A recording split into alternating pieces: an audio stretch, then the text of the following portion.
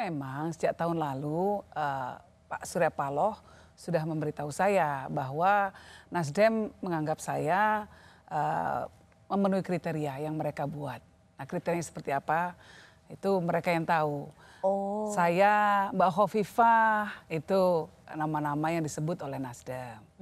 Nah, saya mengatakan bahwa terima kasih, tapi ini kan proses politik masih sangat jauh. Jadi ya waktu itu kita makan siang sambil membahas macam-macam soal dinamika politik dan begitu saja.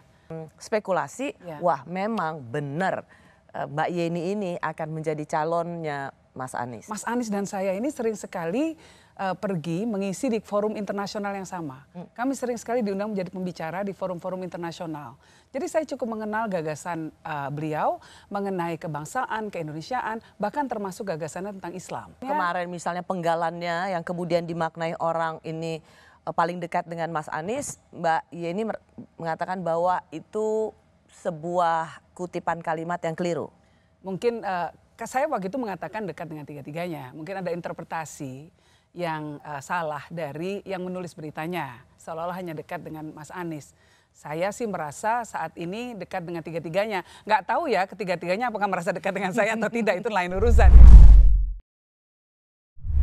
Jadi kalau soal pasangan dengan siapa, nggak tahu, proses politiknya masih jauh. Memangnya Mas Baswedan sudah pasti bisa nyalon, belum tentu juga. Memangnya Pak Prabowo pasti bisa nyalon, belum tentu juga. Ini semua masih jauh, Belandanya masih jauh. Santai dulu ngopi-ngopi aja gitu. Nah tapi jawaban bahwa corak politik saya akan seperti apa, saya punya pertanggungjawaban yang harus saya pegang terhadap nilai-nilai yang selama ini sudah dianut oleh keluarga saya. Secara proses politik formal yang punya kelengkapan suara, ya dalam artian bisa mencalonkan sendiri kan hanya PDIP. Oke, oh di situ konteksnya. Sehingga hanya Pak Ganjar yang mungkin sudah bisa lebih dipastikan akan bisa mencalonkan diri.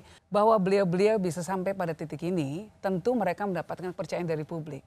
Dan mereka semua punya kelebihan yang luar biasa. Nggak mungkin saya akan ngenyek. Dan kalau kami orang NU, kita berpolitik juga harus mengedepankan akhlakul karimah. Kalau nggak bisa dianggap sul adab, ya nggak boleh.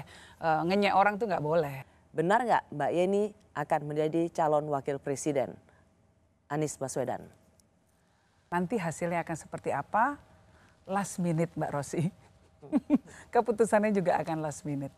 Sudah senada dan seirama dengan Pak Surya Paloh.